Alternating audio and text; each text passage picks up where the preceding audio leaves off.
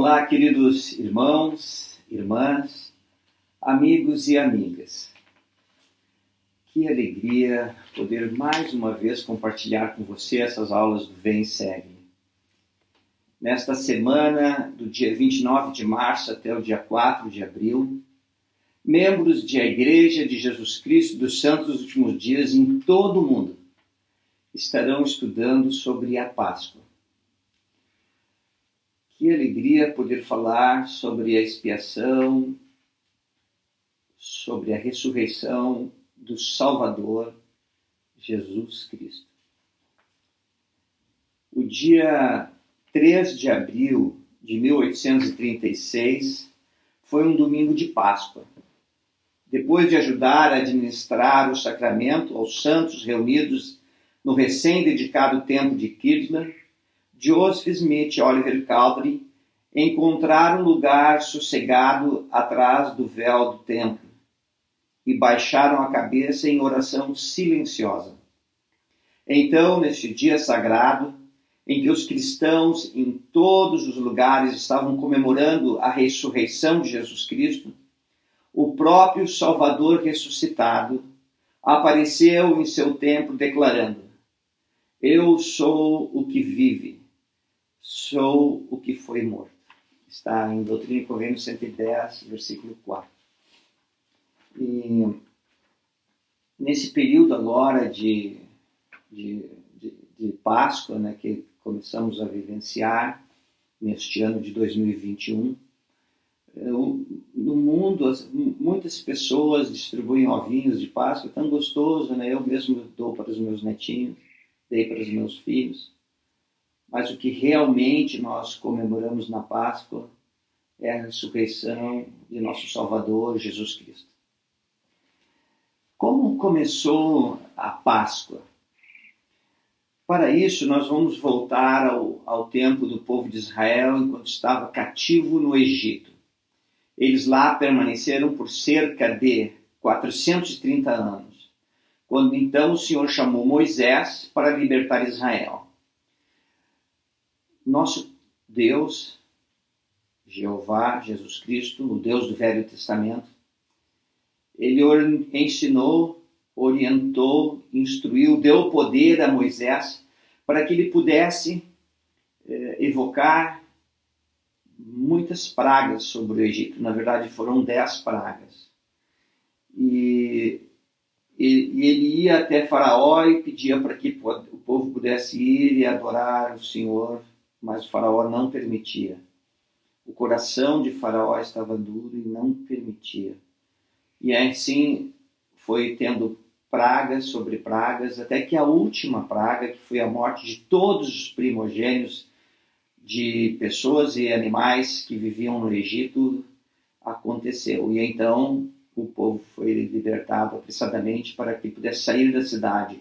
Os egípcios estavam apavorados, pensavam que todos iam morrer. Vamos ver então como isso aconteceu. Êxodo 12, nós vamos começar aqui no versículo 1. Fala assim: "E falou o Senhor a Moisés e a Arão na terra do Egito, dizendo: Este mês que vos será o princípio dos meses, este vos será o primeiro dos meses do ano. Falai a toda a congregação de Israel, dizendo: Aos 10 deste mês, toma cada um para si um cordeiro, segundo as casas dos pais, um cordeiro para cada casa. Mas se a família for pequena para um cordeiro, então tome ele seu vizinho perto de sua casa, conforme o número das almas, cada um conforme o seu comer, fareis a conta para o cordeiro. O cordeiro ou cabrito será sem mácula, um macho de 1 ano, o qual tomareis das ovelhas ou das cabras." A Páscoa, né, que estava sendo instituída entre o povo de Israel para que seja sempre lembrado, é um símbolo do Salvador Jesus Cristo, que daria sua vida preciosa por todos nós. A morte seria vencida e um dia todos poderemos ressuscitar devido à expiação de Cristo e poderemos retornar à presença de nosso Pai Celestial e viver como seus filhos amados. E esse cordeiro, o cabrito, era um símbolo do Salvador. Versículo 6. E guardareis até o 14º dia deste mês. E toda a assembléia da congregação de Israel o sacrificará à tarde. E tomarão do sangue, e poloão em ambas as ombreiras e na verga da porta, nas casas em que comerão.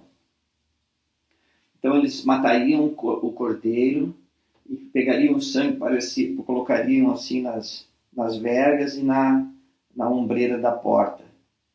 O sangue simbolizava o sangue do Salvador, que permitiria que pudéssemos viver novamente.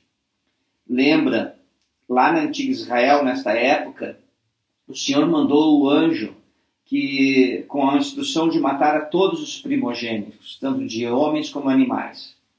E o que salvaria o povo de não ser mortos seus primogênitos, serem mortos seus primogênitos? Na casa em que tivesse o sangue, o anjo não entraria. No versículo 8. E naquela noite comerão a carne assada no fogo, com pães ázimos, com ervas amargosas a comerão. O cordeiro não podia ser cozido, porque quando você cozinha a carne, normalmente, devido ao processo de muito tempo cozinhando, partes caem. Mas aquele cordeiro era um símbolo do Salvador, então ele devia ser assado, e ele devia ser levado inteiro à mesa. E ali ele manda comer pães asmos. Pães asmos é um pão sem fermento. O fermento era um símbolo da corrupção. E naquela casa não podia ter corrupção. Coisa fantástica, né? E ervas amargosas. Essas ervas eram para eles lembrarem dos muitos anos que viveram como escravos sobre o Egito. Também nós, eu e você, se não houvesse o Salvador Jesus Cristo, se não tivesse a expiação, nós também seríamos escravos de Satanás. Como diz em 2 Nef 9, seríamos anjos do diabo. Mas devido à expiação do Salvador, nós somos libertados, eu e vocês, toda a humanidade. Coisa maravilhosa. No 9, não comereis dele cru, nem cozido em água, mas sim assado ao fogo, a sua cabeça com suas pernas e com suas entranhas. Claro que o cordeiro seria aberto, as entranhas todas seriam limpas, colocado e tudo assado. 10. E nada dele deixareis até amanhã, mas o que dele ficar até amanhã, queimareis no fogo. Assim, comereis os vossos lombos cingidos, os vossos sapatos nos pés, e o cajado na mão, e comereis apressadamente. Esta é a Páscoa do Senhor. E eles deveriam reunir a família, estar todos vestidos e preparados, porque naquele dia o Senhor os libertaria daquele cativeiro terrível. 600.000 homens foram libertos. Devo dizer que a contagem do povo de Israel era somente dos homens de guerra, homens com mais de 21. Então, somando-se aos de menos idade, somando-se aqueles que não podiam ir para a guerra, e somando-se as mulheres e crianças, eram cerca de 2 milhões de pessoas. E eles seriam libertos naquele dia. E esta Páscoa, ela foi celebrada durante todos os anos seguintes. E nós ficamos pensando assim, mas por que hoje então nós não comemos um cordeiro? Por que nós não reunimos nossa família e fazemos a mesma coisa para lembrar a ressurreição do Salvador? Quando Jesus Cristo estava aqui no seu ministério terreno, ele reuniu os apóstolos para participar da Páscoa. E diz assim em Mateus 26, versículos 17 até o 20. E no primeiro dia da festa dos pães ázimos, chegaram os discípulos junto de Jesus, dizendo: Onde queres que te preparemos o cenário para comer a Páscoa? E ele disse: Ide à cidade a um certo homem e dizei-lhe: O mestre diz: O meu tempo está próximo. Em tua casa celebrarei a Páscoa com os meus discípulos. E os discípulos fizeram como Jesus lhes ordenara e prepararam a Páscoa. E quando chegou o entardecer, assentou-se à mesa com os 12. Versículo 26 agora. E quando comiam, Jesus tomou o pão e abençoou e partiu e deu aos discípulos e disse: Tomai, comei, isso é o meu corpo. E tomando o cálice e dando graças, deu a eles, dizendo: Bebei dele todos, porque isto é o meu sangue, o sangue do Novo Testamento, que é derramado por muitos para a remissão dos pecados. E no 30 diz assim: E tendo cantado o hino, saíram para o Monte das Oliveiras. Então o Salvador Jesus Cristo, lá no Monte das Oliveiras, acompanhado de Pedro, Tiago e João, que ficaram a cerca de um tiro de pedra, vigiando com o Salvador, e ali o Salvador do mundo, aquele que fora preordenado desde a existência pré-mortal, aquele que nós tanto amamos, aquele em quem depositamos toda a nossa confiança na existência pré-mortal, que nos alegramos ao saber que seria nosso Salvador. Ali ele expiou por todos os pecados, meus e teus, por toda a humanidade. O sofrimento físico e espiritual foi tão agonizante que ele verteu gotas de sangue por todos os seus poros. Mais tarde ele sofreu as agonias da morte na cruz. E então ele cumpriu toda a vontade de nosso Pai Celestial e se tornou em todos os aspectos o nosso Salvador e Redentor. Mesmo Jesus Cristo, o Filho de Deus, a quem tanto amamos. Essa semana nós vamos poder ver mais sobre esses acontecimentos. Pesquisando um pouco, encontrei um discurso da conferência de abril de 2010, em que o presidente Thomas S. Monson, profeta do Senhor, presidente da igreja já falecido, ele nos ensinou. Diz assim, abre aspas, dentre todos os fatos da mortalidade, nenhum é tão certo quanto o seu fim. A morte vem para todos, é nossa herança universal.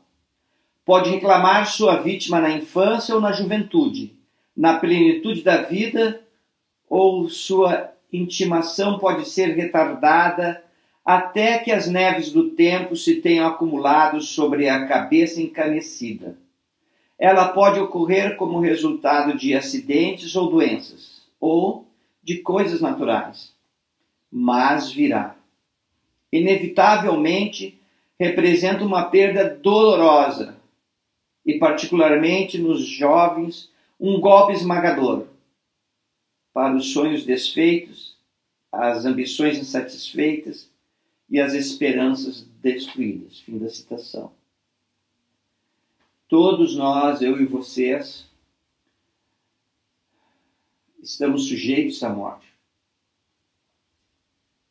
E se não tivéssemos o Salvador, Jesus Cristo, a quem tanto amamos, seríamos rejeitados da presença do nosso Pai Celestial, devido a nossas muitas falhas, imperfeições, erros de julgamento, pecados e omissões.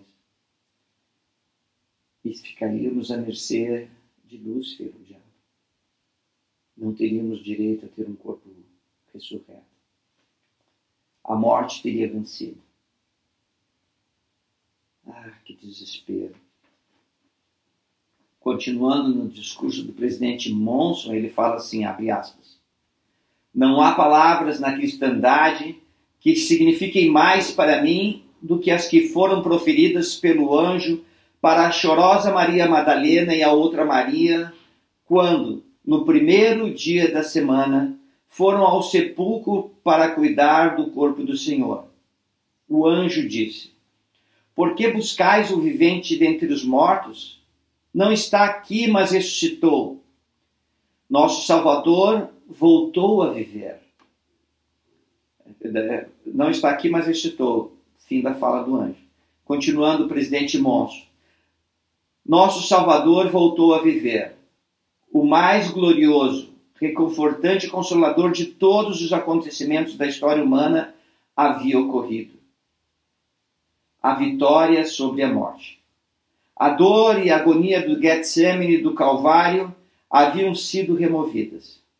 A salvação da humanidade havia sido garantida. A queda de Adão fora regenerada. O sepulcro vazio daquela primeira manhã de Páscoa foi a resposta para a pergunta de Jó. Morrendo o homem, porventura voltará a viver? Fim da citação. Ah, como sou grato por termos profetas vivos que nos ensinam sobre o Salvador Jesus Cristo, que Ele vive e reina sobre nós. Ele vive realmente.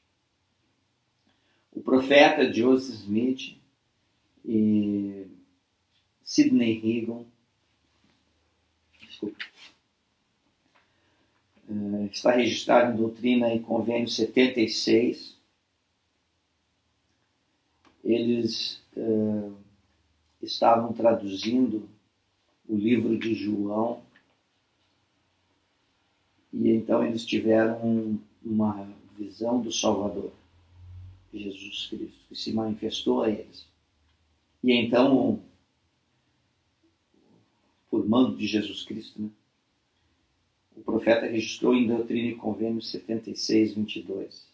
E agora, depois dos muitos testemunhos que se prestaram dele, este é o testemunho que nós damos dele, que ele vive. Quero acrescentar aqui meu humilde testemunho ao testemunho de todos os profetas em todos os tempos. Que Jesus Cristo vive, que ele ressuscitou, e porque ele ressuscitou, um dia nós também iremos ressuscitar, todos nós, desde Adão até a última pessoa que viver nesta terra. Porque ele vive, nós temos esperança de dias melhores que virão, certamente. Porque ele vive, nós temos esperança de uma vida melhor, repleta de alegrias. A alma que chora, aquela pessoa aflita, será consolada, porque ele vive. Presto meu testemunho que Jesus Cristo vive. Meu maior testemunho de que o Salvador vive é porque responde minhas orações. Posso sentir a expiação em minha vida no dia a dia. E esse é a aula e o testemunho que compartilho com vocês hoje. Em nome de Jesus Cristo. Amém. Convido a todos vocês para assistirem agora uma apresentação que foi feita pela igreja, um pequeno vídeo de cerca de 2 minutos, um pouquinho menos, que nos dá esperança devido à expiação de Cristo. Foi uma alegria compartilhar com vocês. Tenho amor por cada um de vocês e oro para que o Senhor possa te consolar e te dar esperança, alegria, possa te dar visão dos dias melhores que certamente virão. Tchau, irmãos e irmãs. Tenham uma ótima semana.